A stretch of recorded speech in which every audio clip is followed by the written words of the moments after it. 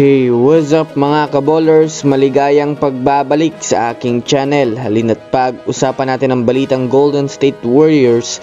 Good news, biglang sinuwerte kontra sa Nuggets. Sure win daw para sa Warriors. Tara na't pag-usapan natin yan dito sa Basketball Hot Shots.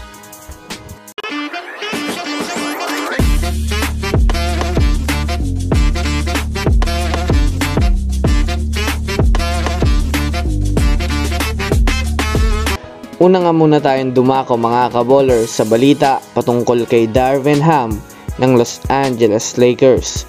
Sa ngayon nga po mga kaballers ay nagkakagulo na ang mga fans sa mahinang laro na ipinapakita ng Lakers. Ayon nga sa ibang mga kaballers, kailangan na daw mag-rebuild ng kanilang team. Kasabay pa nga nito mga kaballers nang nagagalit na nga sina Anthony Davis at Austin Reeves sa kanilang head coach na si Darvin Ham. Ito ay dahil na rin mga kaballers sa bulok nga daw ang mga estratehiya nito at hindi na masyadong maganda ang pag-rotate nito ng players. Mainit nga po mga kaballers ang usap-usapan ngayon na isasabay na nga daw ito sa gagawing move ng Lakers para sa kanilang team. Kaya malamang sa malamang mga kaballers, malapit na rin nga pong tanggalin ito ng Lakers bago pa man sumapit ng trade deadline. Kaya abangan na lang natin mga kaballers ang magiging balita patungkol dito.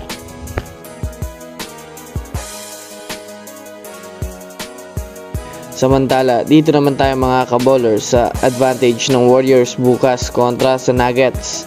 Bukas nga po mga kaballers ay marami nang excited sa kanilang magiging laban. Ito ay dahil na rin naman mga kaballers sa panibagong taon, panibagong simula nga ito para si team ng Warriors.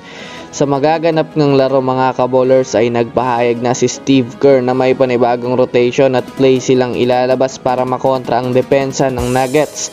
Samahan mo pa mga kaballers ng kapag nga daw po nagawang magtala ni Klay Thompson ng 20 plus points at 30 plus points naman kay Stephen Curry, ay masasabi nating sure win daw ito ayon sa mga NBA analysts. Bukod pa dyan mga kaballers, maswerte nga po ang kupunan ng Golden State dahil na rin gaganapin nga po bukas ang magiging laro mismo sa kanilang bahay.